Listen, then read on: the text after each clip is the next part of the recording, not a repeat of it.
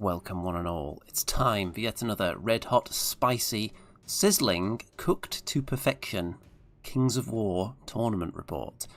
It's been a few months, I think, but Kings of War is back with a doubles event, double one, in fact, from ClanShots in Goole. That is Goole the place, not Goole the undead, or possibly dead, possibly alive creature. So, I have not attended a Kings of War doubles event before. I did sign up for one a few years ago, but then I was ill a couple of days before, so couldn't attend that one. So, a new experience. You generally expect doubles events to have a bit more banter around the table, because you've got 4 people instead of just 2. And while one person's doing some dice rolling, there's going to be more idle people, so you're going to have more general chit-chat. And you're also discussing tactics with your teammate. So maybe it's a little bit more difficult to have a top secret plan, because your opponents will be able to hear a little bit of what you're saying at times. But also you've got a sounding board to bounce your ideas off as well. So, and your teammate has the same thing. Normally, you've just got these ideas running around in your own head, and your only assistance is the voice inside your own mind. But doubles event, 2 brains, potentially better than 1. So, you can see that there is no optical illusion going on the screen right now. That thumbnail shows 2 armies with very crude transparency effect. It's the Abyssal Dwarfs teaming up with the forces of the Abyss. And that forms the Abysmals. So that is the team name we went for. And my teammate is Ian of, you would know him as Mr. Dead Zone perhaps, or Mr. Halo Flashpoint. Or when you see the Abyssal army, you may recognise it as well, especially if you're on the Kings of War tournament scene. I think that's the only army he's ever played. And let's have a look at the lists that we conjured up. So, here is my list first of all. Abyssal Dwarfs. Abysmal Dwarves, 1,000 points. So it's 1,000 points per player, so you've got 2,000 points total.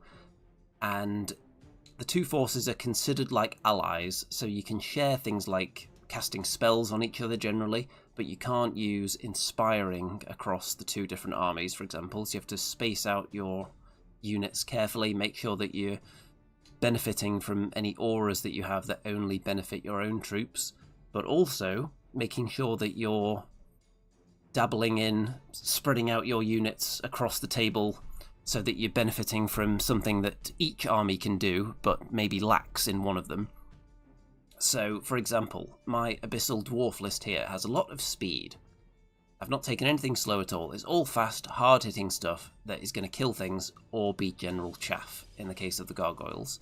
So we've got 2 troops of gargoyles, possibly one of the most cost-effective units in the game for the dual purpose of, or maybe triple purpose, maybe there is a third one, but the main purpose of them is to get in the way of stuff, because they can fly 20 inches with a pivot and just land somewhere. They've got a decent base size, they can block up multiple things at the same time and just allow you to advance, especially if you're against, for example, a massive infantry army with huge infantry hordes that can be easily blocked in with one small unit.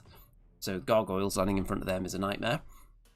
Gargoyles are also excellent for grabbing objectives later on in the game, or very early in the game if you're not against any shooting, for instance, and you want to leap onto a token and pick it up and start running away. They can do that quite well also. Third purpose that they don't usually get used for, but might come up occasionally, is actually to kill something. So, because they're so fast and so chaffy, your opponent can't really factor them in when deciding the facings of their units very often, because they can be all over the place. So if you're constantly trying to avoid being charged by gargoyles, you're not going to get anywhere. So, occasionally you'll get a rear charge or a flank charge with them that can help. Let's just have a look at the chat. I can see that we've got Craig, who is the TO of this event, watching. So if I have any scathing criticism, I'll be sure to drop them in. We've got Colin, the #1 fan of Kings of War himself. And we've got James, one of the players from this event. So, where were we? Abyssal Half-Breeds. Very, very good hard-hitting cavalry, especially with these upgrades I've put on them. So one of them is going to be hitting on 2s because of the Brew of Sharpness. The other one is going to have Elite, which is almost as good as hitting on 2s. Not quite, but almost. A good amount of attacks.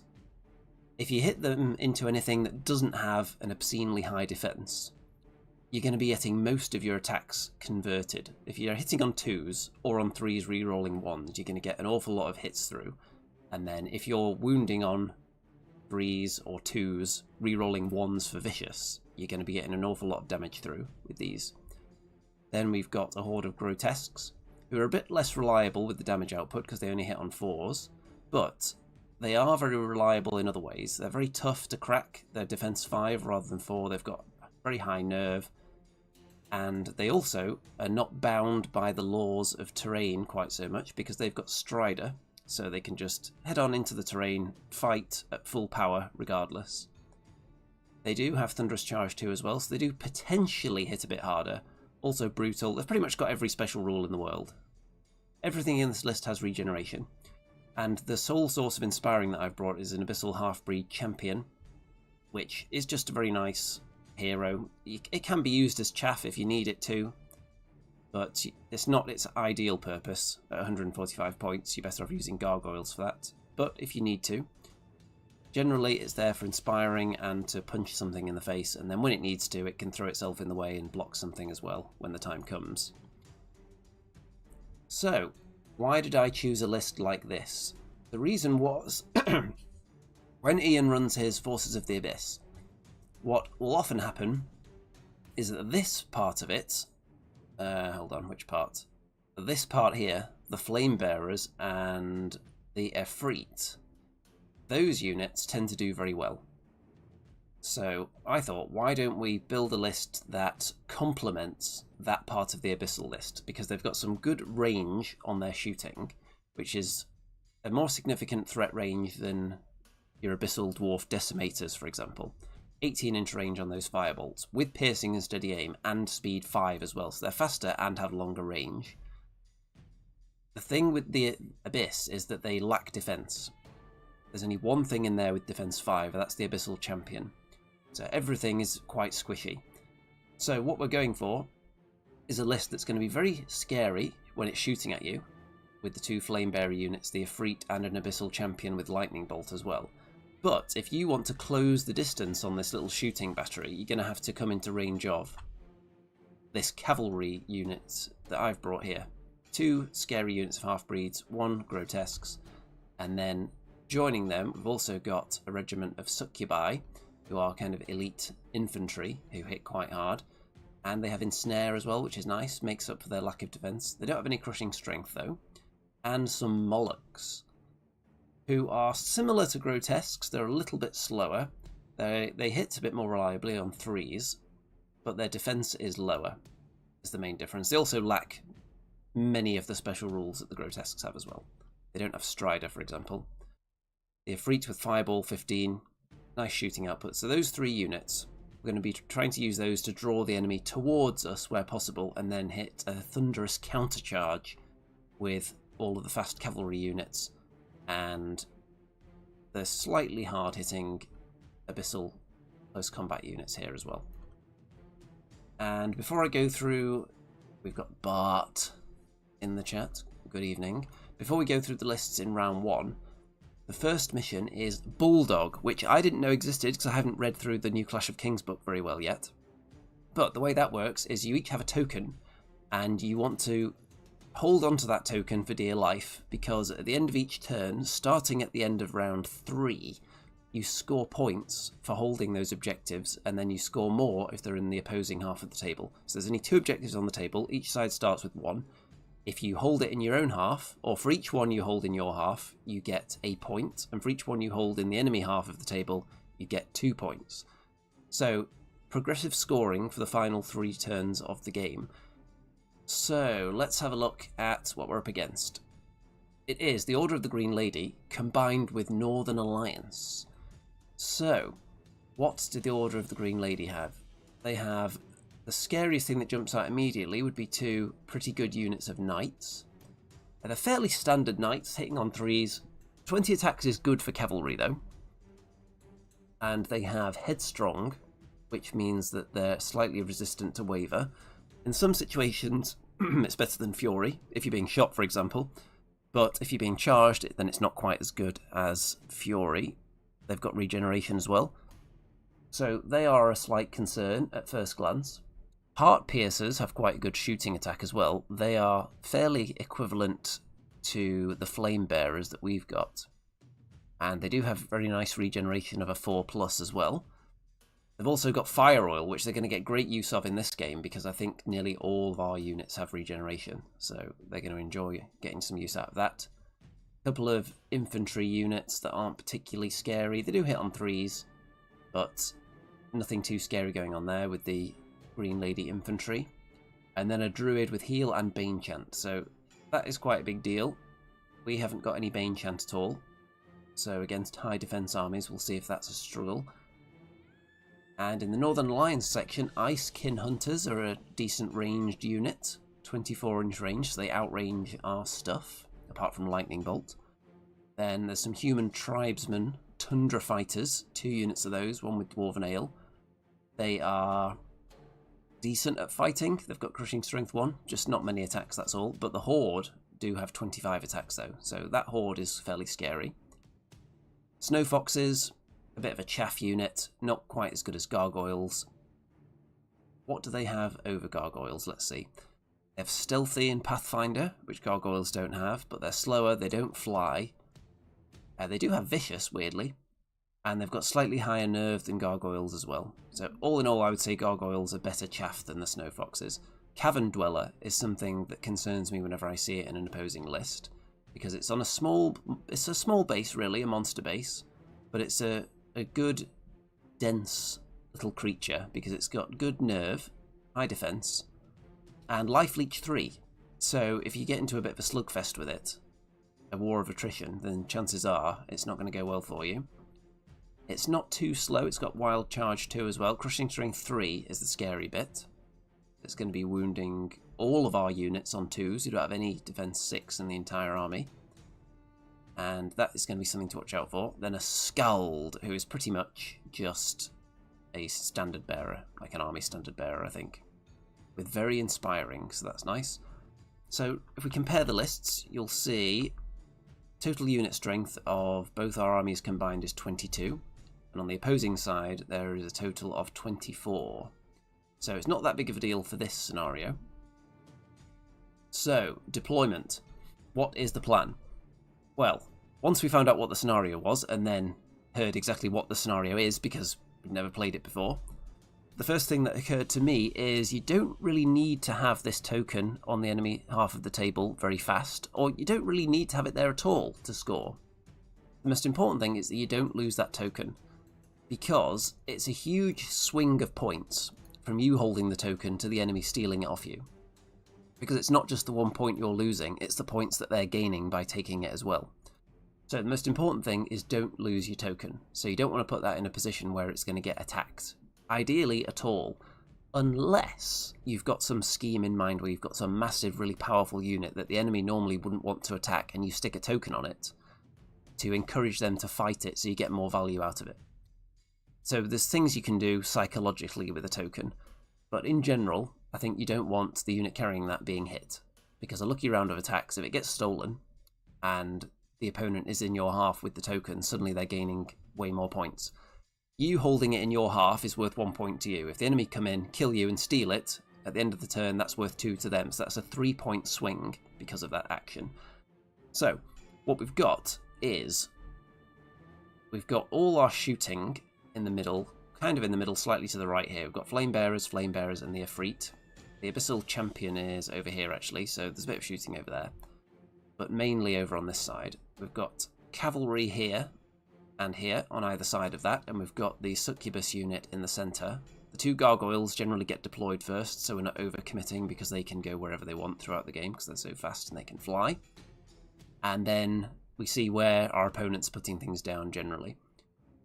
At the start of the game, at the start of deployment, we were actually pondering putting everything, or not necessarily everything, but thinking about possibly sticking mostly to one side, and we're thinking that in each of the games as an option. But in general, I think in most of the games we actually ended up spreading out quite a bit. In this one, because what we want to do is put the token on this little unit of lower abyssals there, because it's the weakest unit we have, not necessarily in terms of fighting power, because they probably hit better than gargoyles, but in terms of utility on the table, there's not much for them to do other than score objectives and hold tokens. They're not fast enough to be chaff, really, and they're not good enough at fighting to do that particularly well. So they're going to be carrying the token. They do have two bodyguards, though. We've got our two hardiest units, the Molochs and the Grotesques, who aren't the fastest, not as fast as Knights, for example, but we've got some difficult terrain here, so if the enemy wants to come and attack Grotesques in difficult terrain, that's not going to go well for them. And we're going to try and shepherd this unit with the token, which we're going to put on there in a minute, up the table. And then by turn 3, hopefully we'll have it into the enemy half. And then the rest of the army is going to be focused on, when the enemy comes forward, shooting them to bits with this, and then charging them with the cavalry. Although this unit of half-breeds can go off in that direction as well, off to the left, if required, because there is a big scary horde of infantry there, which is quite tough. But most of the slow stuff is in the middle. Cavern Dweller, obviously scary. One unit of knights on either side. I'm glad the knights aren't together, because on their own charging in, I don't think they're going to one-shot, for example, the Grotesques. However, two of them certainly would. And it's equal speed between the two cavalry units on either side here, between the half-breeds and those Brotherhood cavalry. So whoever's getting the better of the shooting standoff is going to be the one that's going to be holding back, presumably, and waiting for the enemy to move into charge range. And I think we've got the shooting superiority slightly with these two units of Flame Bearers and the Ifrit, for if anyone gets close. The gargoyles are just ready to throw themselves out and get in something's way, so we don't have to deal with it for a turn. Okay, look at that lovely side view of the battlefield there. And nice close-ups of the armies. Grotesques in the difficult terrain. Colin said he was watching some wrestling, but I would agree that I am superior entertainment. And you can't comment along while watching wrestling that's not even live, can you? We've got the heart piercers on this side, which is opposite to our shooting. I'm fairly confident that we're going to win that battle. Snow Foxes behind there. So the token is going on the lower abyssals behind the Molochs, and the enemy token has gone into one of these infantry units. Turn 1. And turn 1 is taken by the Abysmals. So you can see half-breeds straight up onto the hill. Anyone who wants to walk forward is going to have to get hit by them, potentially. And coming down off the hill, they'd gain Thunderous Charge, obviously. Staying out of charge range of enemy knights is the most important thing, but we're taking advantage of the speed advantage we've got in the middle by pushing right up there. So if anyone wants to come forward, they're going to open themselves up to being charged, and if they want to stay back there, then we'll just win because you won't be bringing your token forward. The half-breed champion has moved forward aggressively right up behind these woods because no one can charge him from there, no one's in range or can see him, so he's perfectly safe there. The only units on the table that can see over hills, I believe, are the Grotesques and the Cavern Dweller. Over on this side, you can see we're pushing the token up there. The Grotesques are moving forward as... I don't really necessarily want to engage those knights, but if they come forward into my charge range, I will more than happily take that charge on. If they come forward and stay out of my charge range, I'm just going to start going backwards towards the dangerous terrain potentially again. And if they want to come down this way, then they're going to get hit. If they want to come and fight the Grotesques in the terrain, that's not going to end well for them, I predict. So, there we go. The shooting isn't wildly effective round 1. Everyone had to move up a little bit to get into range. I'm not sure whether there was any shooting.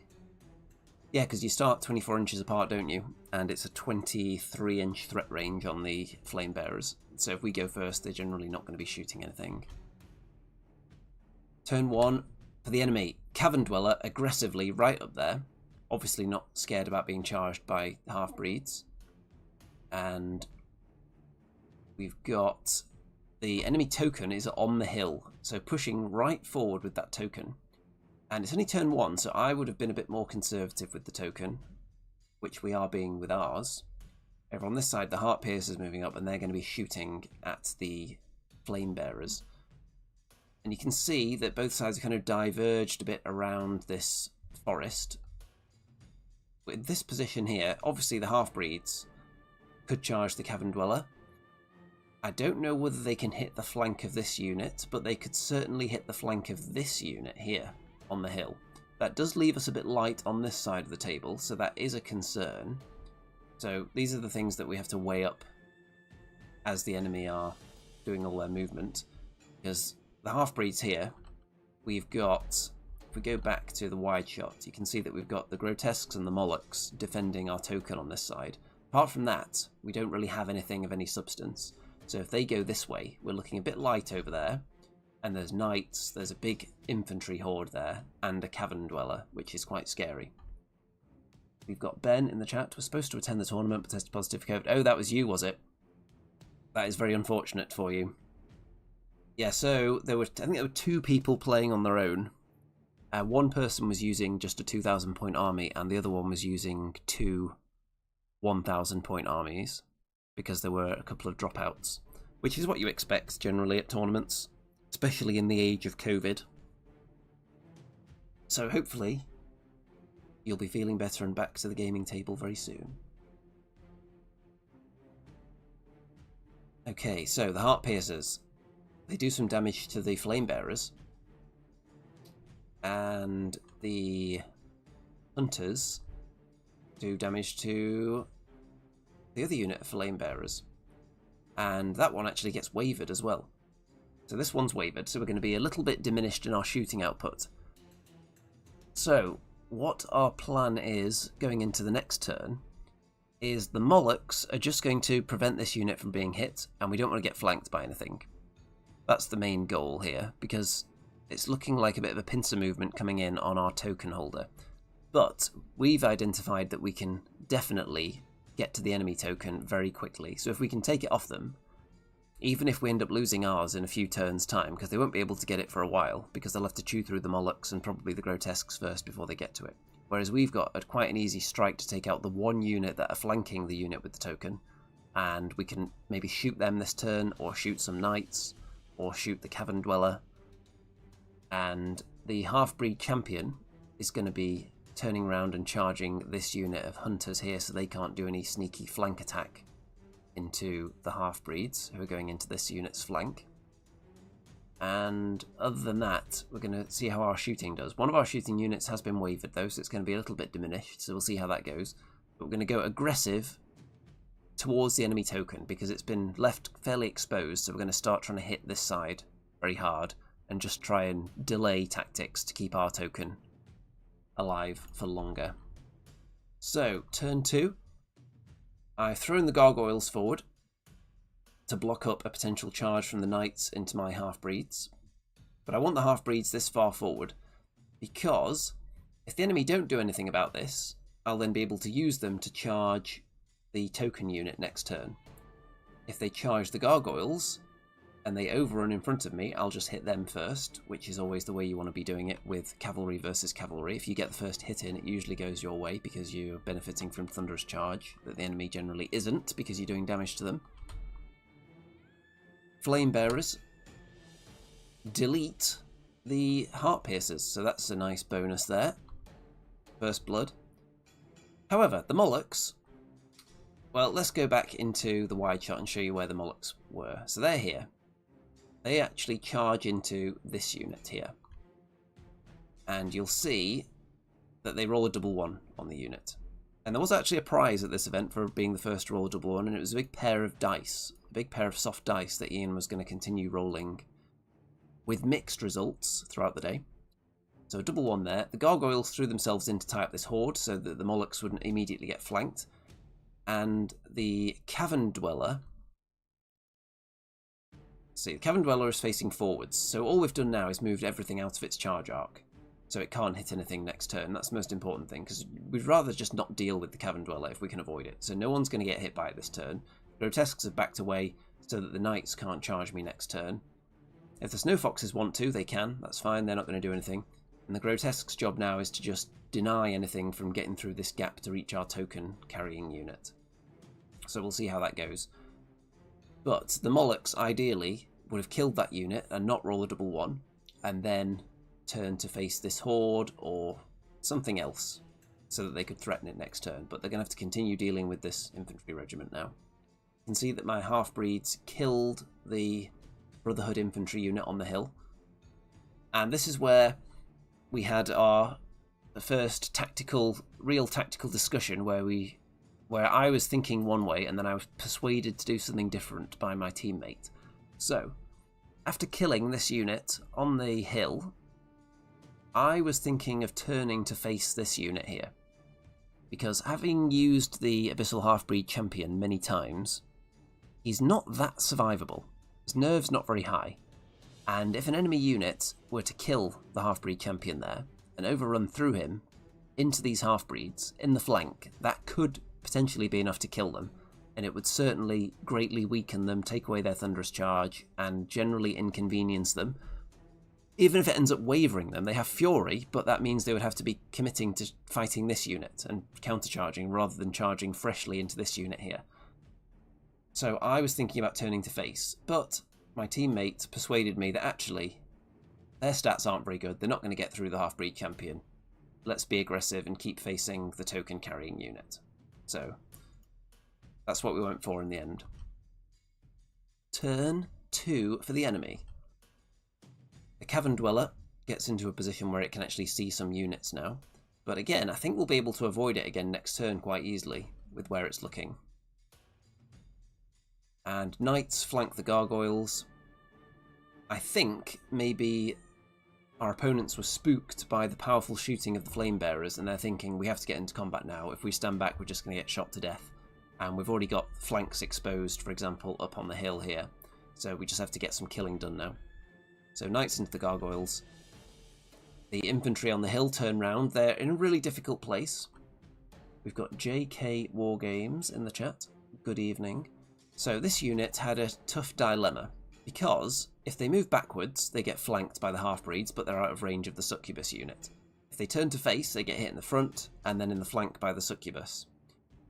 So, if you think you're definitely going to die, then what you want to do is have this token, I would say, as far forward as possible.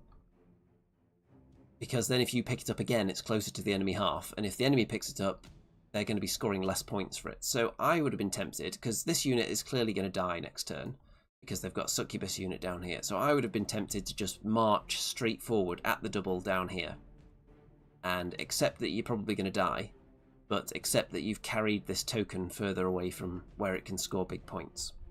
That would have been my thinking. Gargoyles die after taking 1,000,000 wounds, and then the Knights just turn to make sure they're not going to get flanked by anyone. The big horde of infantry kill off the Gargoyles at the top there, so we've lost all the Gargoyles now. And now they are a threat to the flank of the Molochs, but the Molochs don't really take much damage from this infantry unit here. So they do take some, though. They're only defense 4, the Molochs. The half-breed champion only takes 1 wound, so I was right to be persuaded that I shouldn't be concerned by this unit's damage output in close combat. Snow Foxes charge into the Grotesques, and they're followed in by the Knights. So, what normally happens in this situation, if you've got Knights plus Chaff, and you've got another unit, the Chaff would charge in, the Knights close in behind them, so that after you kill the Chaff unit, you then get charged by the Knights. And in this instance, if I were to kill the Snow Foxes with the Grotesques and then backed up D3, if I only rolled a 1, I would not be in the difficult terrain. So, what I'm actually going to do, when the time comes, instead of countercharge this unit of snow foxes, is I'm just going to go backwards into the difficult terrain, because then both units charging in, if they want to, will be hindered, and I can definitely live with that. That does present the enemy with an option, because what they could now do is, because when I back up, in the next turn after that, what they could do is charge in the snow foxes, or just leave them there to block on their own, and turn the knights and start looking this way, because that's where our token is. So we'll see how they react. But I think if I stay there after killing the snow foxes, there is a chance that they could get killed by the knights. It's not a high chance, but it's too significant for my liking. So instead, I'm just going to back up, and if they want to kill me, because their issue is that if they do what I just said and turn and even ultimately kill our token carrying unit, you're then dealing with an angry unit of grotesques coming from this direction that's now staring at you from here. So you probably do want to deal with them. Turn 3, so after this set of turns, we are going to start scoring points as well. So the Molochs double one that infantry unit again for the second turn in a row. And the lower Abyssals push up with our token into a position where they can't be hit by anybody outside of the Cavern Dweller's arc and outside of any kind of threat area of this big horde, because they can only hit the Molochs, the gap's too small. So we're keeping our unit safe. The Half-Breeds and the Succubus unit kill the infantry that were carrying the token, which the Succubus unit has stolen. We decide that's the best unit to carry it, because they're slower, so they're going to lose less of their speed by carrying a token, and then the Half-Breeds can go off and kill something else now. Half-Breeds into the enemy knights, do 11 damage and a waver, but they do have headstrong, so they are going to be able to roll that.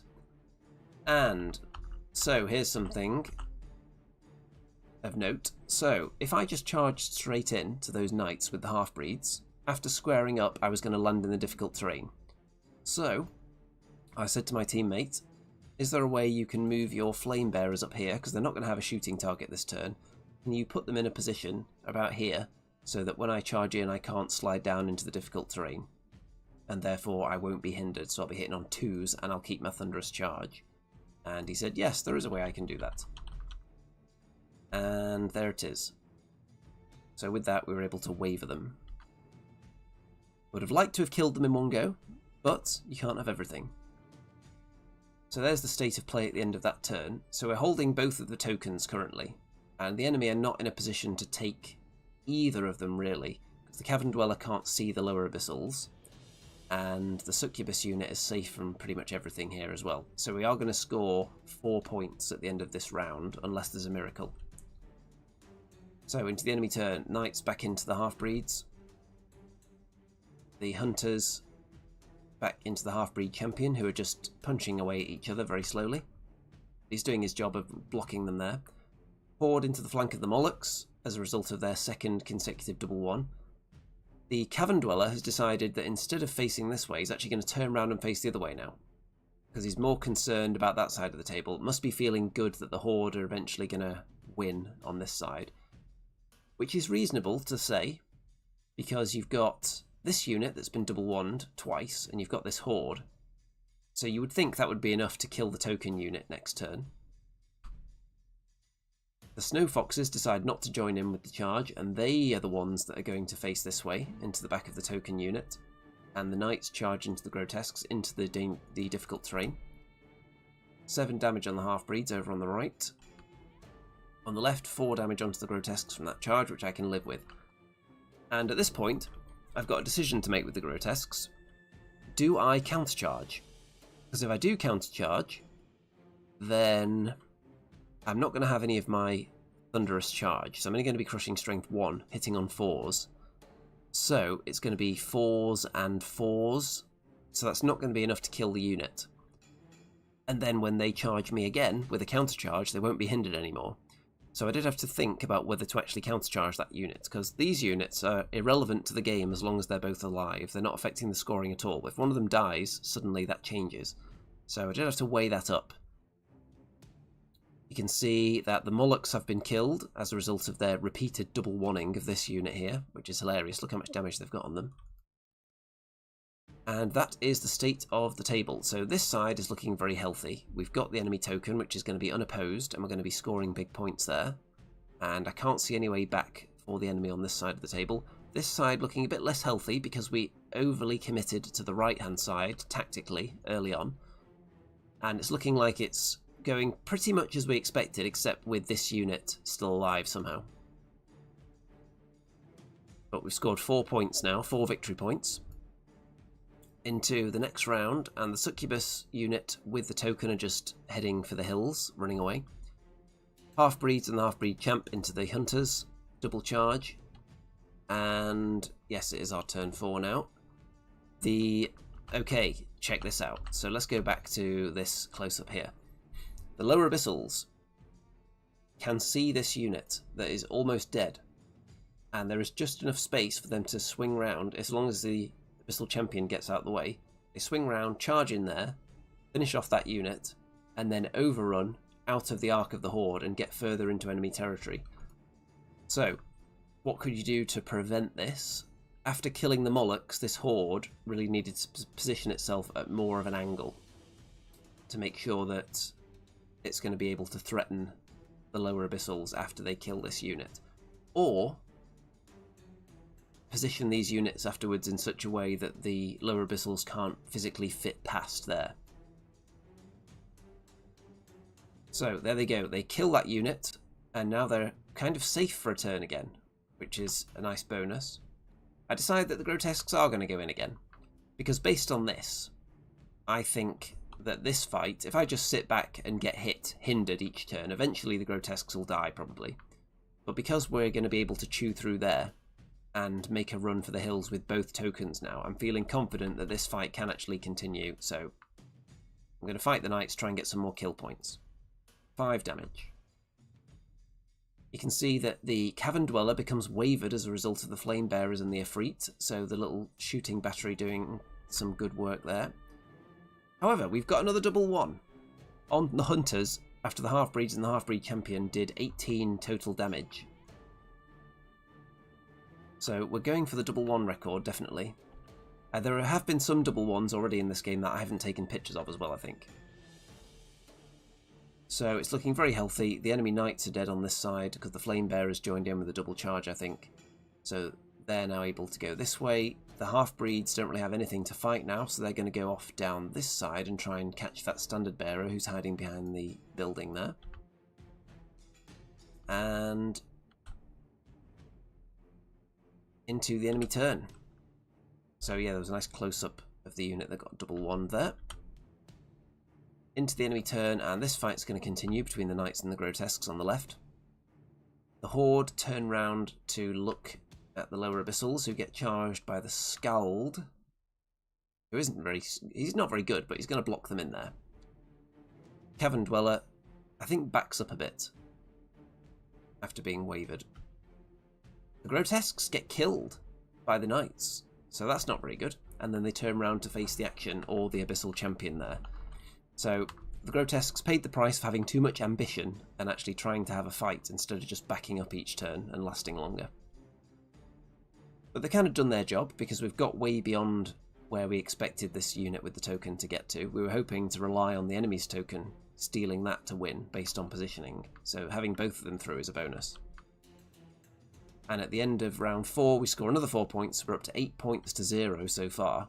So if the enemy even want to tie the game now, they're going to have to steal both tokens off us and take them into our half as well for both turns, which seems impossible. So turn 5. Well, what's that? Another double one. The Abyssal Champion charges into the Cavern Dweller to try and finish it off. Rolls a double one. And what's that? Half-Breeds in the flank of the Hunters. Half-Breed Champion in the front. 1,000,000 wounds. Double one again on the same unit. Okay, so we're up to about 6 double ones so far in this game. And even though it's clearly going to be a win, and looking like being a decisive one, it's what I often say about double ones. The games where you roll the most of them sometimes those are the games that you actually win, because when you're winning, you're generally rolling a lot of nerve checks. So you're quite likely to roll more double ones in those games. When you're getting destroyed, sometimes you won't even be attacking anything, so you're not going to be rolling nerve checks in the first place, so double ones aren't going to come up. So you can see we've got the Succubus unit all the way over there with the token. We've got the lower Abyssals here out of the sight of the Horde. So the reason they were able to just walk straight through the Scald is because he didn't do any damage to them last turn, and he's not mighty. So they were able to just walk right through him. And turn 5 for the enemy. The Abyssal Champion is getting attacked by the Horde. Scald is chasing after the lower Abyssals. Cavern Dweller goes after the Flame Bearers. The Hunters countercharge the Half-Breed Champion again. We've got Indigator says, I've been watching your videos for 10 years now. Never played Kings of War. It's not a popular game at all, but you've never been one to bow to the mob. Never stop doing what you love. Well, yes. Whatever I'm playing is going to be covered in video form, regardless of how popular or unpopular it is. The only games I play that don't appear on video are the ones that aren't very practical for battle reports. So at the moment, I'm playing a lot of Star Wars Shatterpoint. That's not really feasible for battle reports unless you are really well versed in the game and you spend a long time taking photos, because it's individual activation to activation. So you'd be taking a picture of the unit's card to show which unit came up from the deck. Then you'd be taking a picture of its stat card and a picture of what it did. And when you shoot something, it's a very complicated process until you get used to it, of following the specifics on the unit card. So there'd be a lot of pictures of cards, and it'd take a long time to document the game. So particularly at tournaments, I don't find that too feasible at the moment for video. But in general, everything I play is going to be on the channel, because that's what I do. A while ago, I kind of gave up on the idea of ever making it big on YouTube, shall we say. I don't do a lot of videos that are guaranteed hits, because anyone can try and do the old clickbait thing, and some of the videos I've put out do well. Anything that's on like my IKEA display cabinet does well, so I could just make more videos on that. But I like doing battle reports. I like analysing my games. I think it helps me. I think it helps people become better at the games from watching. And there was a period, I don't even know who's doing Kings of War battle reports now, because I'm not a huge battle report watcher, actually, because most of the stuff I watch on YouTube is while I'm painting, so I don't want to have to look at the screen very much. So I generally don't watch a lot of battle reports. But back in the day, when I was doing Kings of War battle reports, I was definitely the highest ranked player that was doing battle reports regularly.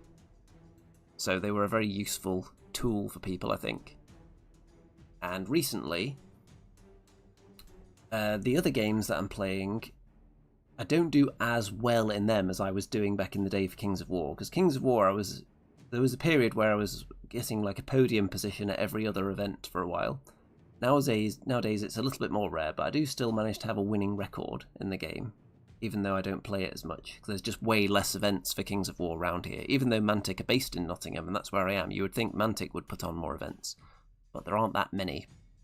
There's Clash of Kings, which is in Nottingham. Other than that, it's just whenever Mantic feel like doing one, really. I've run one in the past, but obviously that's not a tournament that I'm likely to play in. So I would like more events for Kings of War around here, because it's a fun game. JK says, I've been to my first 3 tournaments and loved it, although I haven't won any games, got a draw and lots of losses, just need to get better at tactics, etc. Yeah. So Kings of War, more than any other game that I play anyway, is all about the precision of movement, because if you get flanked or rear charged, it's very punishing. If you don't have any units in your charge arc, it's very punishing because you can't really do anything. And a unit is generally at full power until it's dead. So you could look at it a bit more like chess than other games. Whereas if you compare it to like Warhammer, the old world, as you whittle down a unit, it gets weaker over the course of the game. Whereas Kings of War, usually you're at full power until you're dead. Like chess, you don't diminish the power of, let's say, a queen in chess. So I do like the precision in Kings of War, and the angles, and the ease of movement. You don't have to worry about wheeling, it's all about pivoting on the spot, which is simpler, I think. It's not always that easy to do it on the table accurately, because you have to judge exactly where the centre point of the unit is, but roughly you can have an idea. It's probably my favourite rule set that I play, I think, Kings of War. Whether it's my favourite game or not would be a different debate, but definitely my favourite rule set. There's a lot of other things that go into a game other than just the rules. There's the miniatures and the community and the ease of playing it and the frequency of the tournaments and the release schedule of the company, how often they update the rules, update the armies, refresh the model range and all that stuff. But definitely my favourite rule set, I think, at the moment. Stephen says, I think there's one ticket left for Cogs of War in Chesterfield, 6th of April. I was looking at that actually, but let me check my calendar here. I think I've already signed up for a different event on that day. Let me see. Yes, I think I'm already playing something else on that day. I was looking at it though, but then realised that it clashed with something else. As at the moment, I'm generally attending, on average, 3 tournaments a month. If I find out about Kings of War events far enough in advance, they usually get priority because there's so few of them. And then there's always Old World and Age of Sigmar events around here that I can sign up for regularly, so I don't need to worry about attending a specific one. So if I find out about the Kings of War events far enough in advance, I do pick those generally. JK says, Defo, movement is key, I'm just not good enough yet. Yeah, there's certain tricks that you pick up over time as well in Kings of War, and traps that you stop falling into after a while. Okay, where were we? More damage being dished out by the infantry horde there. The lower abyssals carrying the token do actually take a wound from the scald this time, but it's not enough to worry them. And then, just to get some revenge, the enemy double one us. So the half-breed champion has a double one thrown at him. So I think we're still in the lead, about 6 or 7-1 on double ones. Although the Cavern Dweller, who has been hit multiple times and is still alive, he manages to kill off the Flame Bearers and heals some of his wounds back. So he's doing alright. And then he turns around to face this direction and the token carrying unit. Stephen says, I still fall for those traps, only been playing 10 years or so, just getting to grips with the game. That is fair enough. And there are some traps that, well, for it to be a really good trap, you have to make the bait worth taking in some ways. Because the most obvious thing in the world you can do is to just park a unit of gargoyles like 10 inches in front of your cavalry army. And the enemy will say, ooh, I want to kill those, and just charge everything at the gargoyles, and then think, oh, wait a minute, now we're in charge range of the entire enemy army. That's not going to be a very successful trap. So you have to put something there that's worth taking. So you have to take risks when you set traps. Because if you're not taking a risk and you're just throwing out something that's worthless to you, why is the enemy going to take it? So when it comes to traps, it's not always so straightforward as just stop falling for them. Because the good players are going to set traps that you kind of want to take. And they've set up their units in such a way that if you don't take it, bad things will happen as well. Okay, so more points scored, up to 12 now because we're holding all the objectives and they're very safe from the enemy. Turn 6. The Abyssal Champion is still slugging away at this horde, but he's doing his job locking them down. Wave of the Scald with the lower Abyssals and the Half-Breed Champion. The Half-Breeds finally kill that unit of Hunters that I've managed to double one a couple of times. And that's turn 6. So, enemy turn 6.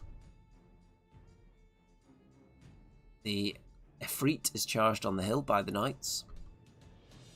I think the Cavern Dweller got wavered again last turn, which is why it can't charge anyone now. The Abyssal Champion does get killed, though.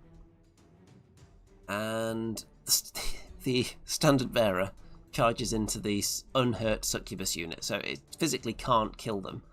But it's still worth it just for the lols, because nothing else it can do. And nothing exciting going on here either. Another 4 points. And, oh, you can see someone's dinner on the table there as well. Someone's lunch. So, that's a topic as well, which I'll get to in a second, the food at the venue. So, overall, a very solid 16 victory points to 0 win for the Abysmals, the Abyssal Dwarfs, and the Forces of the Abyss, and it went very smoothly indeed. The plan of bunkering our token-carrying unit into the enemy half and preventing it from being attacked worked out nicely.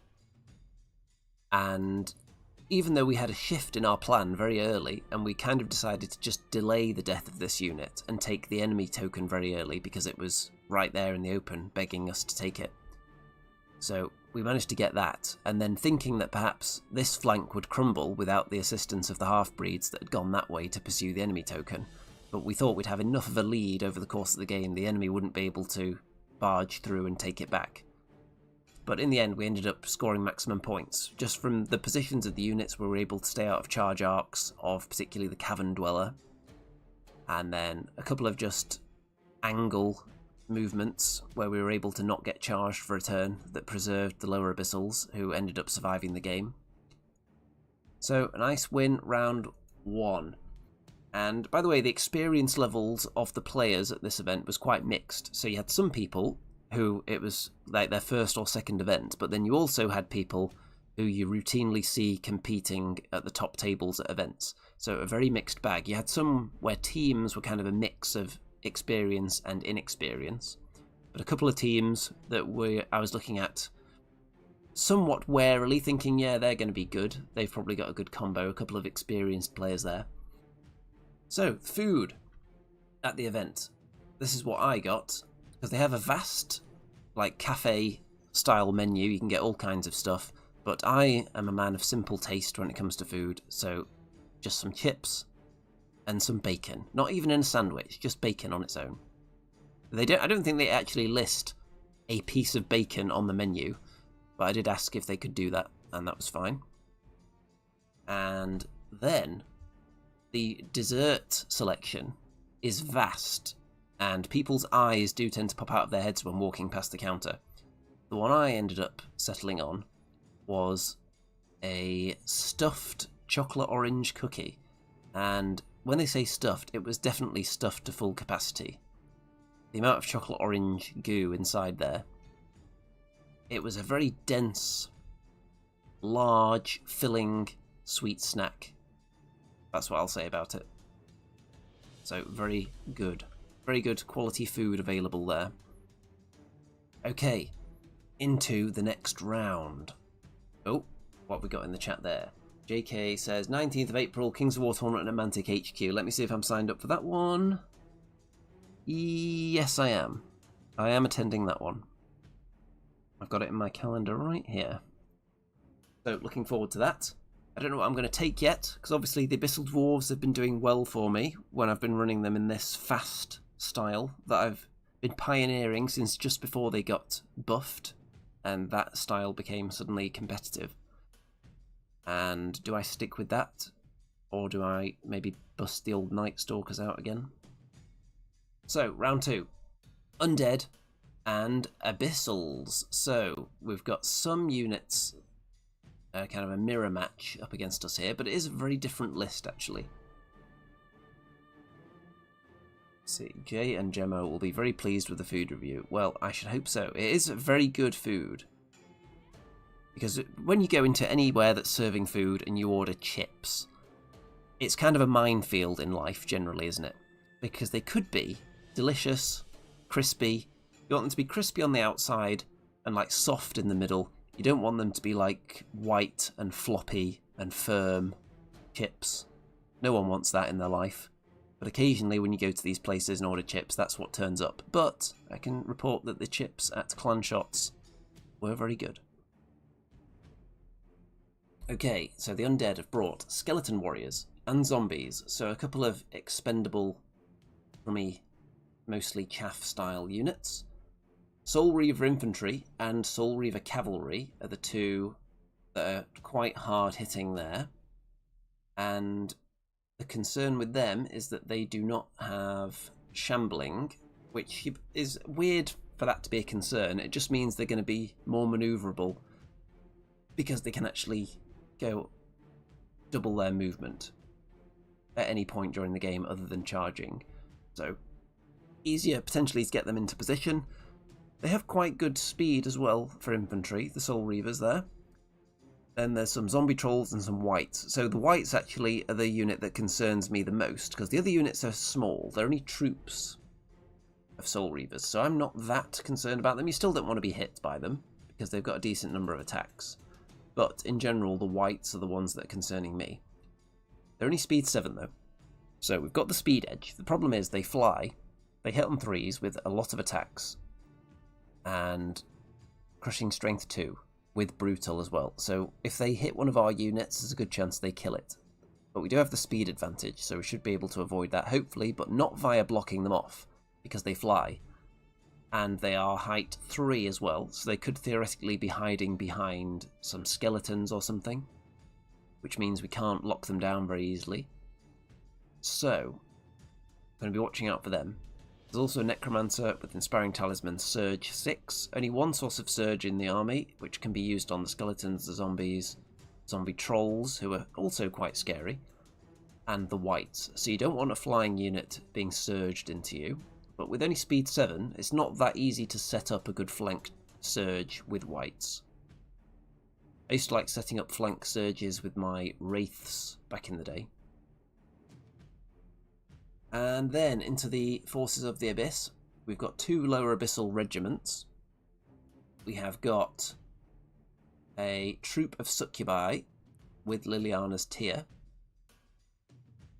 And we've got gargoyles, exactly the same as my gargoyles. We've got 2 regiments of abyssal berserkers, which are the new... What are they? They large infantry. Yeah, there we go, large infantry. One with Staying Stone, one with Dwarven Ale. So just to make them a bit more survivable.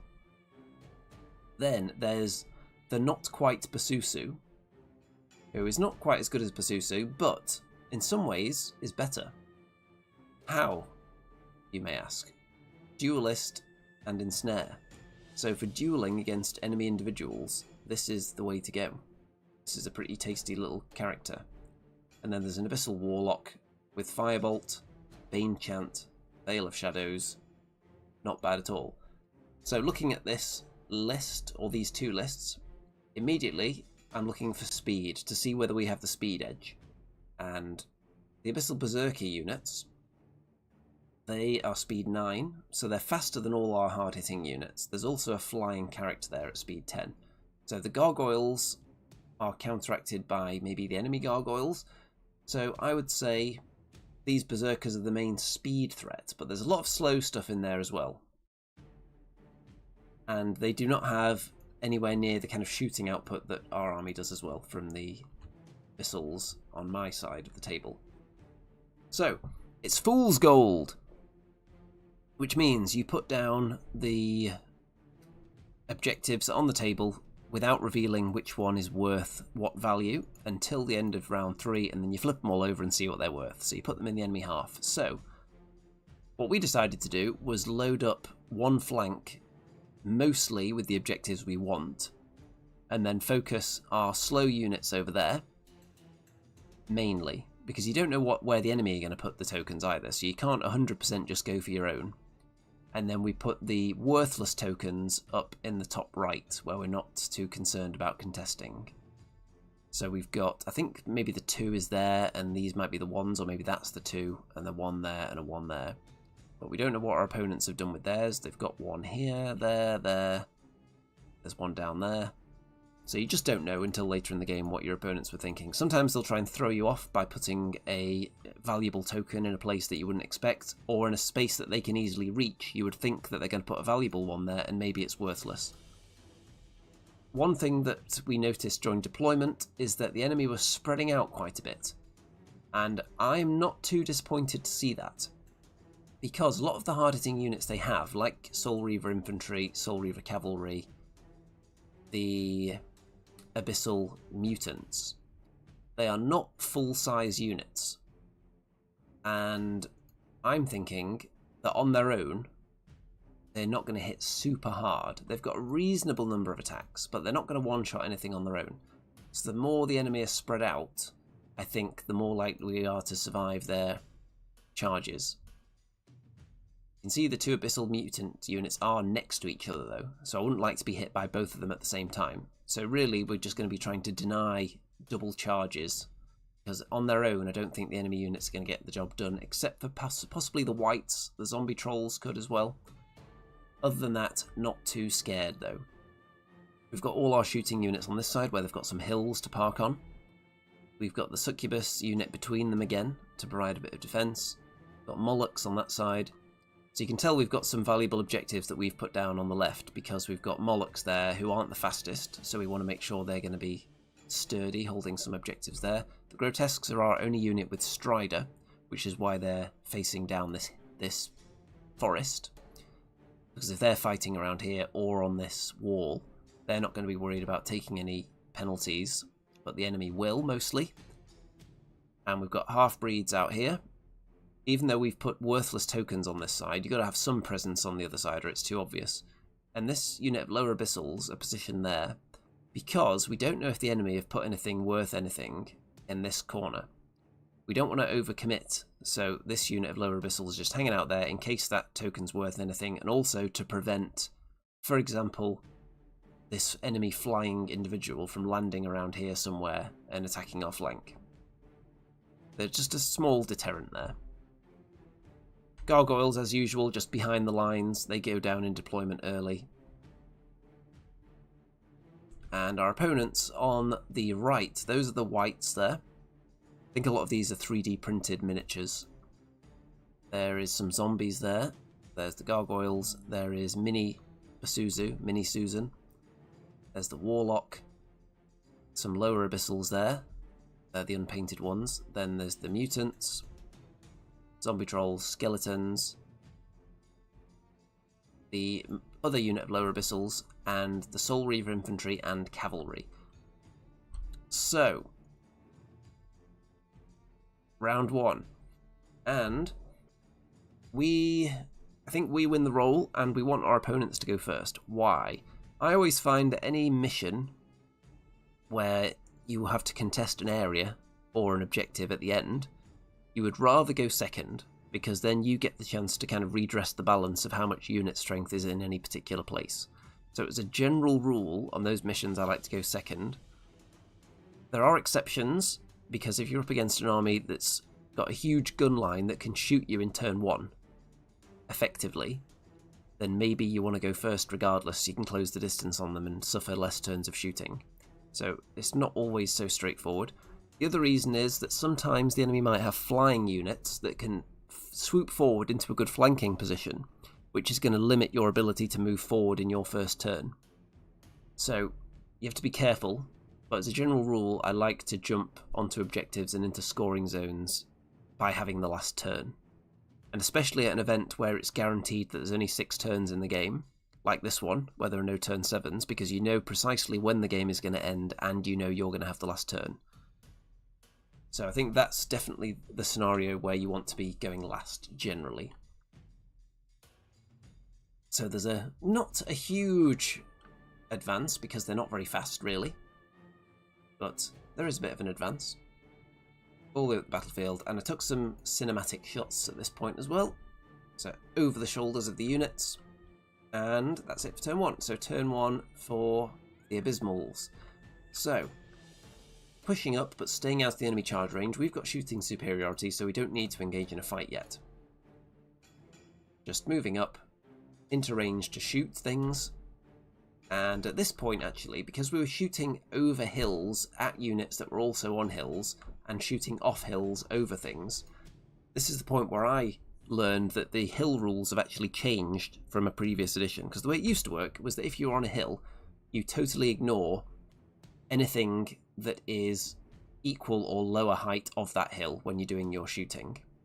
But the way it works now is that the hill is just added to your height, and then at that point, if there's 3 or more difference, or if there's more than 3 difference between the heights, then you don't get any cover.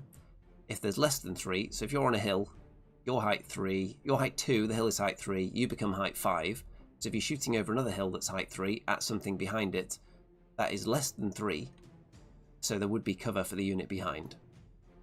I hope I've explained that well enough, but it didn't used to work exactly that way, but it does in this edition.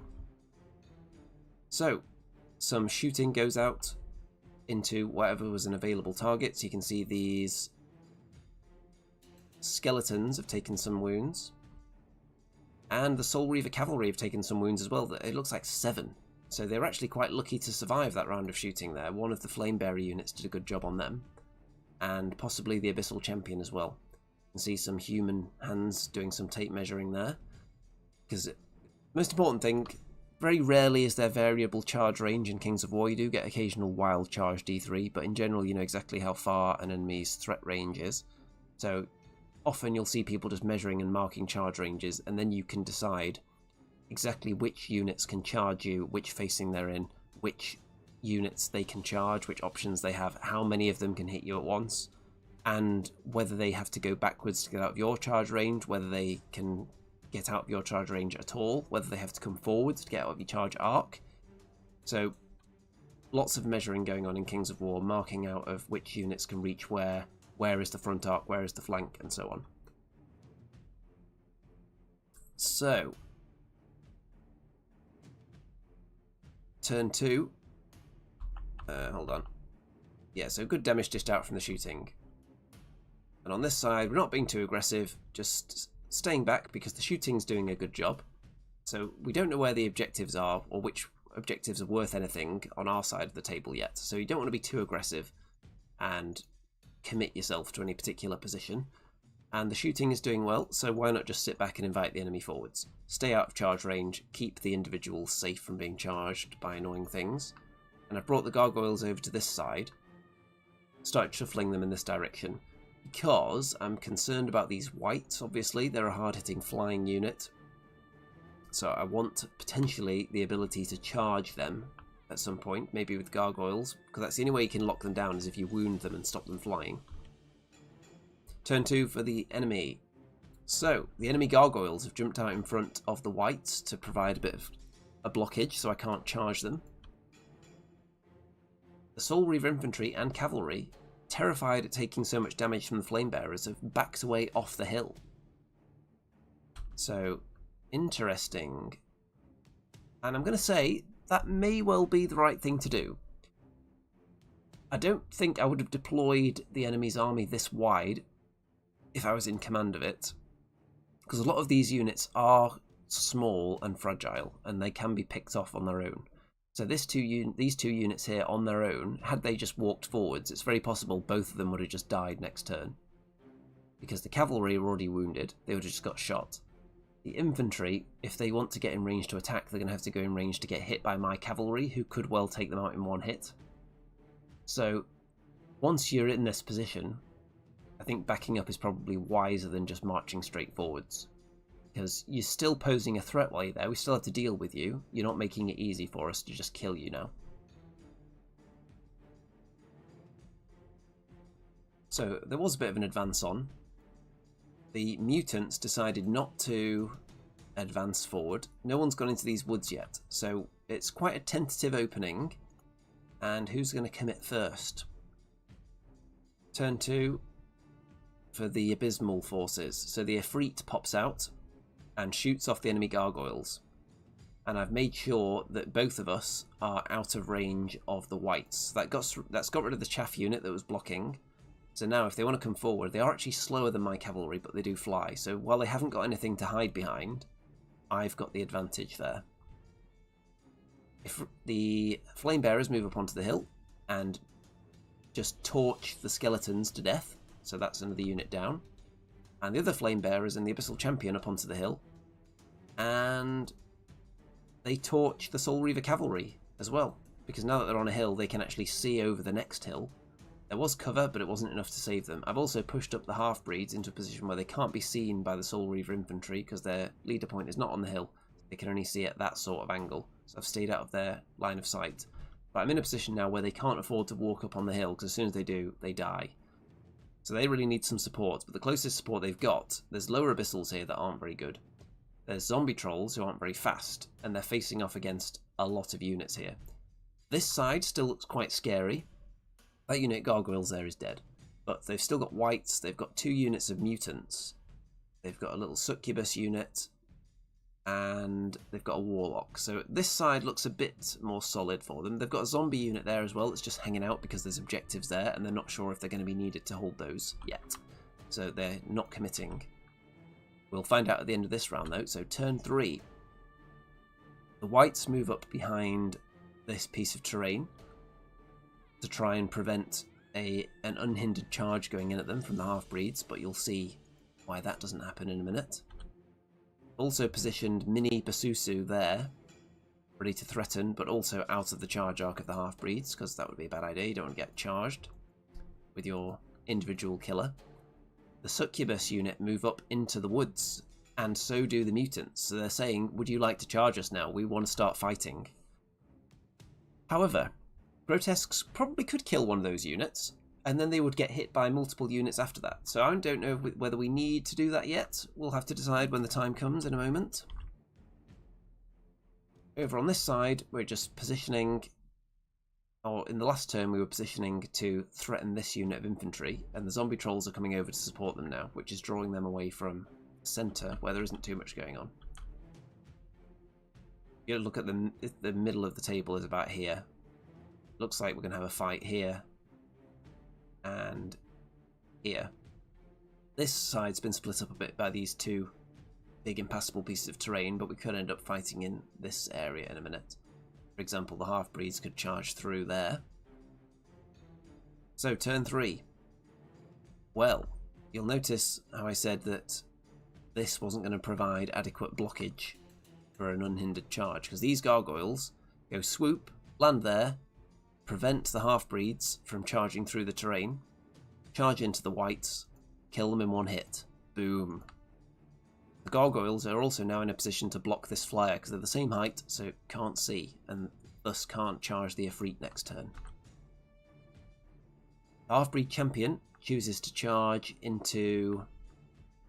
Hold on, let's go back here. So this unit of mutants, double charge with the grotesques and the half-breed champion, because I wanted to guarantee that it was dead. And I also wanted the half-breed champion there so we could overrun and block off these mutants, which he'd managed to do successfully. And then the grotesques have turned round, so they're not going to get hit in the flank by anything. We've laid a claim to this area of the table now. And if you wanted to overrun through the half-breed champion into the grotesques with the mutants, that means you're not charging in with anything else, because otherwise you're going to block the path of that overrun. The succubus unit charge into the enemy lower abyssals and waver them, which is nice. And we're just surrounding this unit of infantry now. If they want to pop up, they'll die. So we'll see what they do. We start flipping over the tokens now. So the bottom left on our side had a 0. The one in the middle of the table out on the left has a 1. 1 point there. Another 1 point next to the flame bearers on the hill. A 1 point further along, and then we found our 2 point objective there, which I think is the one that we placed, and then the enemy 2 point objective is down in our bottom right hand corner, which is very interesting, but that's where we've got the lower abyssals facing. So interesting. We should be able to get that one. So some 0s that all the way on this side. Pretty much all the objectives on this side of the table are worthless. They're going to disappear now. So this is where the objectives are. We've got a 2 pointer there, surrounded by 1s. So there's only 1 objective that's worth anything that isn't in this little zone here. And it's all the way out in the bottom right hand corner, which we've got units ready to jump on. So, going into turn 4, you can see that Mini Susan attacks the gargoyles. Mutants into the half-breed champion. Succubus into the grotesques, and the warlock is just hanging out there waiting, as are these lower abyssals. The Soul Reaver infantry move up onto the hill, and the zombie trolls move up, stay out of range of the Molochs, which is wise. And I think they've decided that if they don't do something, they'll just die. Because what are you going to do with the infantry otherwise if they're not fighting? So really, they're sacrificing themselves so that the zombie trolls can then hit whoever kills this unit. So you've got to respect that. Gargoyles get killed, as you'd expect. Grotesques just take 1 point of damage, as you'd expect. And the Half-Breed Champion against the Mutants holds up surprisingly well there. And that's the end of that turn. So we're now going to probably double charge these Soul Reavers here, or move the Molochs up in that direction. And what we want to try to get, we wanted to try to get these half-breeds to not be charged by zombie trolls. The Molochs have got slightly higher nerve than the half-breeds, so they're a bit more survivable, so I'd rather they get charged. But it might not be possible. But all in all, it's looking good anyway, because we've totally locked down this half of the table. We've got 2 units ready to go and threaten that corner objective that's worth 2. We've got half-breeds coming in on this side, along with the grotesques that are going to start chewing through this lot, I think. We've got zombies coming in, but not scared about those. And we've got flame bearers that can start turning their attention that way. In general, I'm feeling pretty confident at the moment. Turn 4. So the Ifrit takes some shots at the Mini Susan. Doesn't kill it, so I think that could end badly with the duelist special rule there. Grotesques kill off the Succubus small unit. Half-breed champion still going at it with the mutants. The big Succubus unit into the lower abyssals does some more damage to them. The half-breeds do manage to kill off the Soul Reaver infantry, and then with the position of the Molochs, the idea was to present a united front so we can't be flanked by this unit, because there is surge options. Now, you may think that it's actually been left open because there's a bit of the frontage poking out there, but not necessarily by any skillful calculations, but this unit can't actually get to the flank of the Molochs with a surge, because when they move up, the distance that they move and then turn in a position to contact the Molochs, they're going to be touching the corner while being in the front arc still. So they can only get to the front with a surge. Because they can't go flush into the side because they can't go within an inch of the half-breeds. They can't be lined up like here. So they're more likely to charge the half-breeds, which we're going to have to live with. But then I think we'll still be alright. Because if they want to turn around and face the Molochs, then we've got an Abyssal Champion there that could be thrown into them to tie them up for a turn, so the Molochs could get the first hit in. Then, on to turn 5. So, there's turn 5 for the evil enemy forces. So I don't like the Ifrit's chances here, probably going to get killed. The zombie trolls are looking at setting up this situation here, so there's a picture of it, because they were looking at this, but then we figure out actually, yeah, that's not even the flank, so it's not worth surging into the front of the Molochs when you could just attack the front of the half-breeds instead, so that's what they do. Lower abyssals into the grotesques, zombies into the flank, which I'm not too worried about. We'll see whether I'm overconfident in the lack of hitting power of zombies in a minute. And let's see how all the damage goes. The Ifrit is dead, but we're definitely going to hold the corner objective now, because this individual can't kill the gargoyles and the lower abyssals in one turn. So we're going to have one unit to score 2 points down there guaranteed. The mutants struggling to get through this half-breed champion, so maybe I shouldn't have been too scared of them after all. Grotesques take a bit of damage as well, not much though. So do the Succubus unit in the middle. The half-breeds, charged by the zombie trolls, take good damage and die. And the zombie trolls overrun, get out the charge arc of the Molochs and just go for this 1 point objective. And we might just be happy to let them sit on that objective because it's not going to win them the game. So, looking very good on both sides, I think, now. On turn 5, what we're going to do, we're going to start getting onto all the objectives now as much as possible. We need to kill this unit first, though. So, the gargoyles block line of sight from the enemy individual to the lower abyssals, so that whichever way she turns, she won't be able to see them, which means that that unit is just going to score us the objective at the end of the game, even if the gargoyles die. the grotesques kill off the zombies, and then with the countercharge, and the half-breeds that were, let's go back a sec, the half-breeds were here, so when the grotesques countercharged the zombies, they popped to there, leaving the space for the half-breeds to charge into the lower abyssals, and they one-shot them as well. Then you'll notice that the mutants are also dead. The half-breed champion is still alive, so you can guess what happened there. If we go back and look, you can see that that fight had been raging on for some time, but the half-breed champion ends up winning that. The flame bearers move on to an objective. The Molochs and the Succubus kill the unit that they were stuck fighting for a while, and the other flame bearers move on to a 1-point objective as well. So we're on a 2, no, the 2's there. We're on a 2, a 1, a 1, 2 down in this corner. There's a 1 there which we'll be able to take shortly as well. So we're going to have all the objectives apart from the one out here on the left that the zombie trolls are on, which we can live with. Turn 6. So Mini Susan attacks the gargoyles, trying to get some kill points. The Warlock tries to block the half-breeds from reaching that objective, which isn't going to matter too much because we've got another unit here. We've got the Succubus unit that can reach it. And other than that, not much is happening. The gargoyles get killed, as you'd expect. Then in our turn 6, all we do is just consolidate our position on all the objectives apart from this one, and take an almost maximum win. We're just down 1 victory point that the zombie trolls are holding, and other than that, we killed pretty much everything else. So it ends up looking very one-sided. Another nice win for the abysmal forces. And then I took a picture of this on the wall. If you're playing in or hobbying in any kind of gaming shop, these are words to live by, I think. Don't make a mess.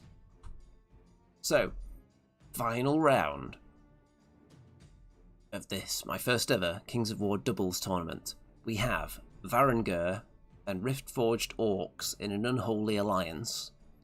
And what have they brought? Well, when I'm looking down an enemy list, you can probably tell the first thing I look at is speed.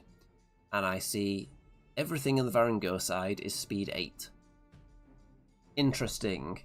And then I look at the Riftforged Orc side and see everything is 5. Okay, I can live with that. There's a lot of speed over here, but nothing here. So, I think, because we've got shooting superiority, in my opinion, then the enemy may want to get to us as fast as possible, which would mean the Varangur would have to go in on their own, potentially. The Riftforged Orcs are very slow. So I think the disparity in speeds between the two armies that are probably going to want to advance on us could work in our favour there. The thing with Riftforged Orcs, which you'll see in deployment as well, is that they want to hang around the war drum. And the fact that they're all hanging around in the same place because they get buffs from all being close together, some of their abilities get better the more units you have next to each other as well. You can't contest a huge area with them. Because if you look here, the Riftforged Orcs are all in that blob there. And the 2 flanks are the faster units, which you'd expect from the Varangur. But I think the flanks look a bit weak when you've got this huge meaty centre, in my opinion. Just as I was looking out at it, I thought, that's a big solid blob that we might be able to avoid fighting somewhat, because we've got some good chaff units. So I think we can mop up the Varangur if they come at us quickly. I think if they come at us slowly, I think they get shot to death as well. So I think we're going to try and focus down the Varangur mostly. And this big block of orcs, if we use one unit of gargoyles can block up 4 or 5 units for a turn. So when you look at the way we've been deploying in each game, slightly less so in this one, but we've been mostly intermingling our units. Rather than just having 2 separate armies on each side of the table, it's been a mix of whatever complements anything else is going into that position. We're looking at it as one whole army, apart from the inspiring, obviously. But generally, I think any kind of orc army that stays very compact is a really good matchup for the gargoyle swarms, because it's so slow and they're so compact that you just park one in front of them, and I think they struggle to get past them, which has come up a lot when I've played against orcs in the past, particularly when I was running the 4 gargoyle 3 half-breed champion list. And Bracky as well, actually, in that list, so that was a lot of fun, blocking up orcs. And the mission is Hold the Line. So it's the one that's a hybrid of Dominate and Control. So you've got a strip down the centre of the table, like that, lengthways, 12 inches, and it's divided into 3. The one in the middle is worth 3 victory points if you have more unit strength in there at the end of the game. Each one on the flanks are worth 2 each. So really, you don't need to contest the whole table. So this is the one game, the one mission where we were definitely most considering going all the way to one flank. But as deployment was going on, and the orcs were going into this big death blob, I felt like we actually want to be spread out, because we're way more likely to be able to avoid that big wall of death if we're not all in one place. So we've actually gone for quite a wide deployment here. But in general, on this scenario, you only need to control 2 of the areas. So you either hold both flanks, or you hold the centre and one of the flanks. You don't need to bother with the other side at all. Also, the key areas are the dividing lines between the scoring zones. Particularly if you're going last and you're in that position, you can then decide which zone to be scoring in. And just hop in from one to the other if you need to balance the scores a bit. So, let's have a look at the deployment then. So we've got all the cavalry down here. Both units of half-breeds and a half-breed champion. Because what we want to do is defeat this unit of knights and then start to threaten the flanks of the block of orcs. Because on the one hand, that's going to make them break up, which is going to destroy some of their synergy, but it's also going to maybe prevent them moving forward as fast.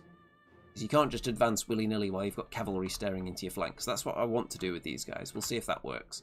On the other side, we've got grotesques, and we've got succubus, but we've got all our shooting down there as well.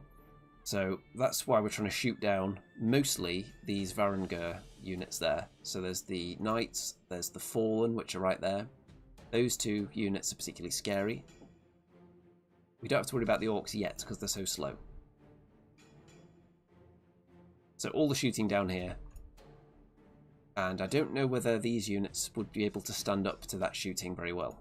We'll find out though.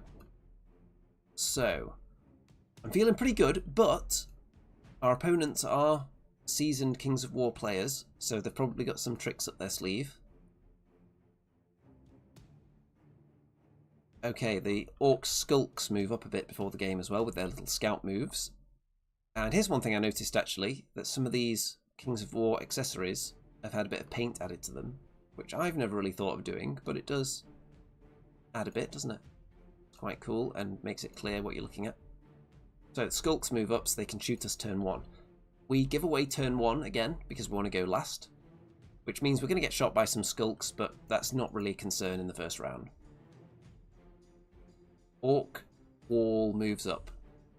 Now, I would be very concerned about facing off against this with any of our stuff. I think if we just got into a slugfest with those orcs, it might not end well. If we can get the really good first hit in, okay. But particularly if we just go back and look at the army list a second. So, yeah, because I don't actually think I went through these lists too much, did I? So the Riftforged Orcs, for example, the big scary unit is the Heavy Infantry Legionaries Horde. Because 25 attacks on 3s with Crushing Strength 1 and access to Bane Chant. That is something you don't want to fight. Nerve 21, 23 and a War Drum nearby, which boosts that with the rallying as well. So you're not going to one-shot that with any of our units, and they can quite easily one-shot any of our units. So don't want that unit to be too active in the game at all. The other units are significantly less scary, but Morax have still got 20 attacks, so they're pretty tasty. The Riftborn Legionaries Infantry Regiment is less scary though, only 12 attacks, so I'm not as concerned about them. But it's really these 2 that are scary. And then on the Varangur side, as I was saying, it's the Fallen and the Cavalry, the Mounted Sons of Korgan. They're the scary units. So, there is a Magus in there with a bit of Lightning Bolt and some Skulks. Other than that, there's not a lot of ranged output in the enemy forces. It's 2 units of Snow Foxes, unlike the game earlier where there was 1 unit of Snow Foxes that we faced. So, let's go back to where we were with the advance of the orcs and the Varangur. So they're moving up and staying out of our charge range, as you would. And that's the whole turn. Not much accomplished. You can see I've got my damage marker out ready, but I didn't have to put any dice in there because the skulks didn't do anything. The one unit we don't want to get shot would be the gargoyles, because they could just die from one hit. So we don't want that to happen. And I don't have enough inspiring to spread around to keep them that safe either. So turn 1 for us. You can see the Fallen have taken 5 wounds from our shooting battery from the flame bearers, and some skulks have taken 1 damage. So this is an example of a bit of bait. Would you like to attack this half-breed champion? If the answer is yes, how are you going to prevent yourself being killed by these 2 units of half-breeds that are staring into that zone? If the answer is no, you better have a plan to deal with him, because what he can then do is charge into your knights, lock them down, allowing this unit of half-breeds to just move freely up to about here. And then after you kill him, they charge you first and probably kill you. So, what do you do about this guy? Do you shoot him with the skulks? I don't think that would get the job done. Do you charge him with snow foxes? I don't think that would get the job done, and that wouldn't even slow him down. Because snow foxes, I think, are very unlikely to even waver the half-breed champion with a charge. So I think he would most likely still be able to do the plan of charging into them. And then this unit would be able to move up, this unit could move up. The orcs aren't going to be able to cover very successfully because they're very big and unwieldy and slow. So if we're fighting out here, the orcs are going to have to really divert quite a distance to come and help. So it's really this unit of knights on their own. And I would like to get this fight over with as soon as possible so I can get on with plan A, which is stare down the flank of the enemy with the cavalry and prevent them advancing so freely, or force them to turn half of their units and face this way, and not walk towards our gun line, which is going to kill all the Varangur there. And the lesser orc units which are there. I think the strong unit is here, there's the horde, and I can't remember which one of these is the good one. It might be this unit here. I think that is the less scary one on the right there. So we'll see what they do about him, because that's a dilemma I like to throw out with the Abyssal Dwarf, the Abyssal Half-Breed Champion. You'll see me do this quite a lot, throw him out there, and see what the enemy does. Because if it was gargoyles, they'd just get shot and die. But he's a bit more survivable than them. He has got defense 5. He's got low nerve, so if there's significant shooting out there, I won't even attempt this. But if there's just chaff shooting like these guys, I'm not going to be too scared of that. Because if you don't hit him, he does become a menace suddenly, because whatever he hits, he can pin in place for a turn. So, the enemy decide that the best course of action is to charge with the Snow Foxes and the Mounted Sons of Korgan, which is something I didn't think they would actually do. It didn't occur to me as the plan A, but it is a pretty solid plan, because what they want to do, what we heard them discussing as they were doing it, is that once they kill him, the Snow Foxes rotate on the spot, which means the Knights will only be hit by 1 unit of half-breeds, rather than 2. Had they gone in on their own, they would have been in a position to be hit by both. So the Foxes are effectively blocking, and the Foxes are also just nudging it over the edge just to make sure he's very likely to die, maybe by doing an extra wound. So I quite like this move from the enemy there. But we'll see what they're doing to support, and you can see that the massive scary orc horde is now facing this way. Which, on the one hand, is concerning, because the range that they've got on the charge can get them up to here. So whatever I charge that unit with, they can potentially hit. So we have to decide whether we want to get into a trading match over here, or whether we want to just abandon ship and move away from this orc horde entirely. And you'll see what we come up with in a minute. Enemies moving forwards in general, getting towards our gun line, and that's obviously scary. Half-breeds take some shooting damage from the skulks. The Snow Foxes have parked right in front of our firing line, which isn't a huge deal because they can shoot over it, but there would be cover. And the half-breed champion does die, despite only taking 7 wounds. So he almost only got wavered there. It was very close, but then our opponents remembered that they have Brutal on the Knights, which just finished him off. So had he survived, that would have been if we look back, that would be a really scary position for the enemy to be in. Because he could countercharge something, meaning I don't have to commit this unit, and then this unit could charge. I don't know if it would be in the flank, It would still be scary, and this unit could just hold back and wait for this unit to come in and then flank them. So that would have been good if he'd lived, but he's dead. So no double charge into the knights. So what is the plan? What would you do in this situation? Because the last thing we want is these knights and the orc horde turning back round and going in this direction. Because I think with our shooting over here, we've got enough that we can commit a lot of murder in this zone. And the orcs are really slow. So we don't want to face the entire army. You can see the orcs are already starting to splinter a bit. So what we're actually going to do is charge this unit in here into the knights. Charge this unit into the snow foxes, not the skulks. And the reason for that, the snow foxes are annoying. They could go and hassle our chaff as well.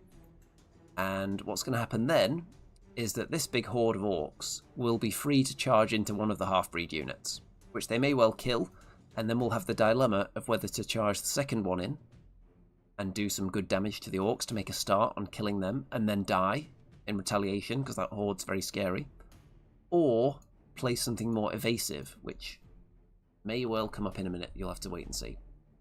So, what's all this? Why are the grotesques there? Well, I barely even took a picture of it because I didn't spot it, because from the side of the table I was standing on, it didn't look open. You can just about see it here.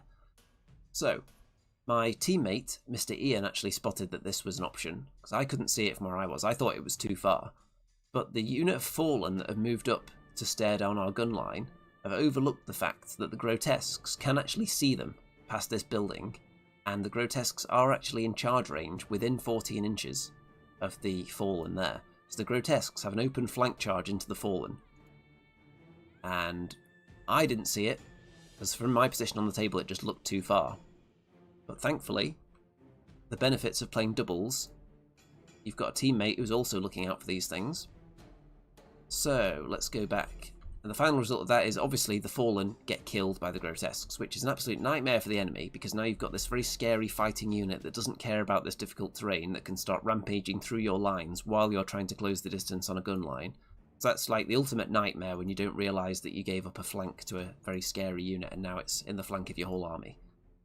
The Abyssal Champion, we decided that that was the unit with the weakest shooting, so charge that into the Snow Foxes and let everyone else do the shooting. They shoot into the Mounted Suns and waver them, which is great, because now we're really putting a stop to this advance. And the Half-Breeds one-shot the Knights of Korgan and the Snow Foxes, and then set themselves up waiting to be charged by the Horde of Orcs, which we can live with. And the reason that I decided to go big on this side, rather than playing anything a bit more conservative, was because on the right-hand side, the grotesques, once they had that flank open and were able to make that flank charge, it was clear that that side is going to go our way, I think, from that point on. So on this side, I think it's a good trade if we get rid of a unit of knights and a unit of snow foxes, and then we lose one cavalry unit. At that point, I think that's a fair trade. We've got rid of one knight unit and one chaff for one knight unit, so we're up. Then comes the trickier bit, because if this unit, who are going to be alive, because this unit can't physically reach them, they can charge this one. This one will be alive. If they charge in, they're not going to one-shot the Horde, probably. The Horde would one-shot them in retaliation, so going to be decisions to make in a minute. You can see the Horde does immediately charge into the unit of half-breeds. The Skulks are just moving around a bit there. These Skulks are advancing, trying to get a shot on my Gargoyles, which is very cruel of them. Bane Chant cast onto the Horde as well. Gargoyles take a couple of damage from shooting and get wavered, which is sad for them. Half-breeds obviously die from the Horde because it's a massive scary unit with Bane Chant. And they turn to face this unit. Okay, we're going to have decisions to make now. On the other side, the wavered knights turn around to face the grotesques, who are probably going to hit them and kill them in one go because they've already taken 8 damage. The spellcaster got out of the way, and this side is looking very good. There are some scary orcs on a hill though. I think that's the Morax, which is the scarier unit with loads of attacks. Turn 3 for us. So the grotesques kill off the knights. The Abyssal Champion charges into the wizard to stop it casting. The Succubus unit flanks the Snow Foxes and kills them, which allows the 2 Flamebearer units to start shooting. And the Half-Breed unit. After much deliberation, I decided the best thing to do was to not just splat myself into this wall of orcs, because this unit really is required for the enemy to turn the tide of this battle. The only way they get back into the game and get involved in the main fight is if I charge them, because they kill me on the counterattack, then they turn round, nothing else to worry about over here. As it is, they can't afford to turn their back on this unit, because what would I do then? I would just turn round again and look at them, and they can't move away fast enough to escape, so they either turn back around, in which case I move away again, probably, or they stay facing that way and get recharged and die. So I think avoidance is the best thing to do here, and staying out of their charge arc, which we checked, and it's like there. So staying out of their charge arc, staying safe, but if they want to escape, I'll just turn round again and threaten them. So playing avoidance, keeping this horde at bay, because the last thing we want is them having a free reign to just march back into the middle of the table and get involved in the game, because it's the scariest opposing unit by far. Gargoyles threw themselves into the Morax on the hill to lock them down for a turn, and the Molochs killed the Skulks that were up there as well. And really we've just thrown everything in now. Apart from over here where we're playing these evasive tactics, everything on this side, capitalising on the fact that the Grotesques had that flank on the Fallen earlier, and they're just mowing their way through now. We're locking down key units so they can't charge us next turn, which is what Gargoyles do best, and getting ready to just kill everything. You can see, I think the shooting went into this unit of orcs this turn and did some decent damage, softening them up for next time. Turn 4 for the enemy. So the wizard running away as fast as he can, don't blame him. The Riftforge, I think this is the Legionary Regiment, this one. Oh, we've got my teammate, the Frantic Gamer himself, in the chat, who's dropping by to bathe in the majesty. Not that that was a word that was used. Okay, so the Molochs are getting hit, but not by a particularly scary unit. This is the scary one on the hill, and they're locked down by Gargoyles. The War Drum's coming back this way. The Gargoyles are killed by the Skulks, which is sad.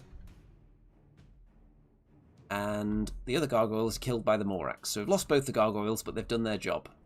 The one at the back kind of didn't, but they got shots. They've diverted enemy attention for a turn, but this one definitely did, because these 2 orc units both charging into the Molochs at the same time probably would have killed them. You can see they've taken a little bit of damage there, but not much. And the big horde of orcs are still facing in this direction, so they're not worried about the rest of the table, which is good news for us.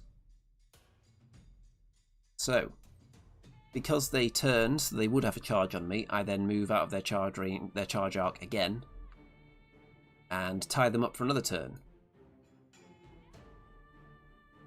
So, the end of the game, we could end up in a situation where this horde is holding this area, but that's not going to be enough to win, because you need to hold 2 of the table sections to win.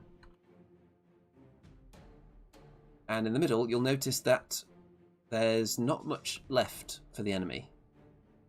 The Molochs and the Grotesques, with their combined might, because the Abyssal Champion gets out of the way, they kill this unit of orcs, and the 2 units of Flamebearers kill off the Morax on the hill that the Gargoyles did a couple of wounds to in the previous turn. So there's not a lot left. There's a War Drum, there is a Wizard, and there's this big horde and some Skulks, and a Flagger. So not a lot, so it's going very well. That's the corpse pile over there. I think this is the only Varangur unit left here, this Wizard. So the Flamebearers have done great work in this game, the Grotesques have done great work, and we've successfully taken this horde out the game as well, even though they're still alive. Turn 5 for the enemy. So the Skulks get into position to do a bit of shooting. The big horde turns around now. The Wizard gets up on the hill.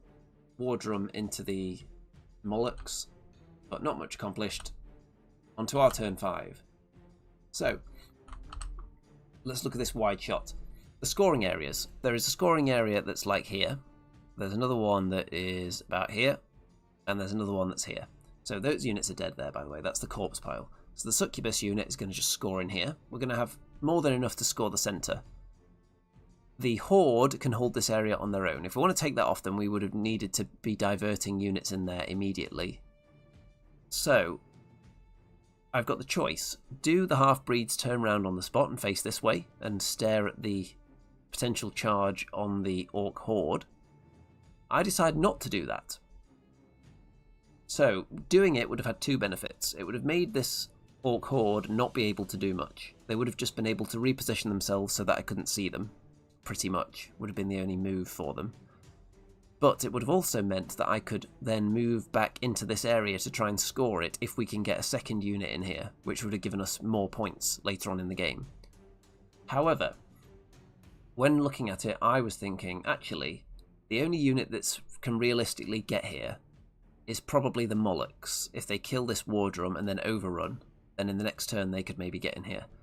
And the enemy does have two heroes left and some skulks. They could get in the way of the Molochs and preventing them getting here anyway, so we're definitely not going to be able to score this area.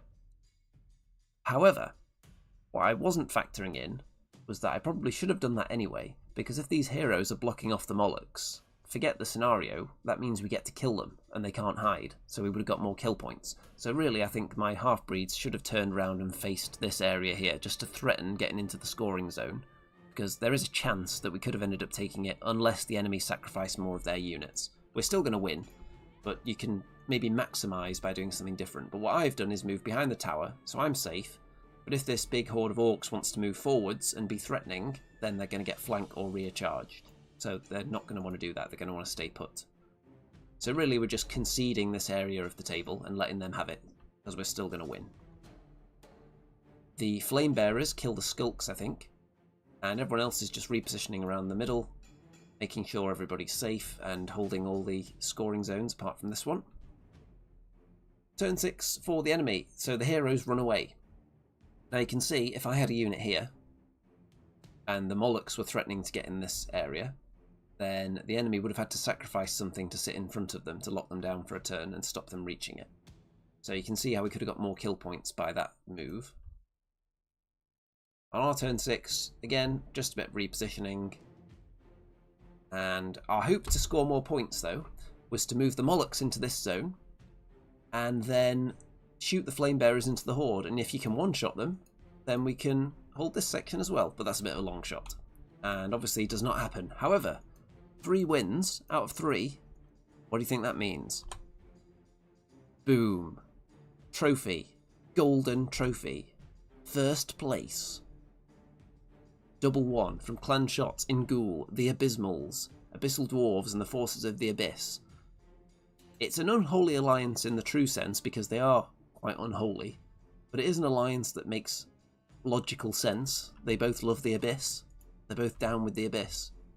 So combining the best elements of the two different armies, I feel, the nice mid-range shooting of the Abyssals and the fast, really hard-hitting units of the Abyssal Dwarves, I think that worked out very well.